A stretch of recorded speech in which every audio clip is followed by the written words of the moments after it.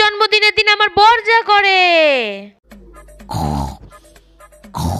আজকে আমার জন্মদিন, কিভাবে মহিষের মতো নাক ডেকে ডেকে ঘুমাচ্ছে, একবার উইশও করলো না 12টার দিকে। দেখ ভালো লাগে না ঢঙের সংসারে থাকতে, আমিও ঘুমিয়ে যাই। সরষের তেলটা দাও, স্নান করতে যাবো, একটু গায়ে হাত পায়ে সরষের তেল মাখি। এ নাও তোমার সরষের তেল দাও। শুনো না, আজকে কি কিছু আছে? হ্যাঁ, তোমার বাবার বিয়ে আছে। বলো না।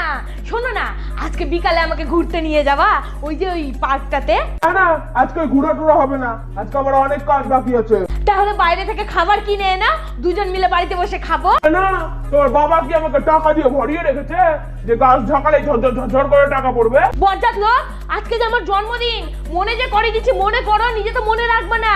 আমার জন্মদিনে স্পেশাল কিছু করবে না তুমি? তোমারই জন্মদিন, কোনো আম্বানির জন্মদিন না যে স্পেশাল কিছু করতে হবে। 100 টাকা দিচ্ছি, মুরগির মাংস এনে রান্না করে খেয়ে নাও, হয়ে গেল।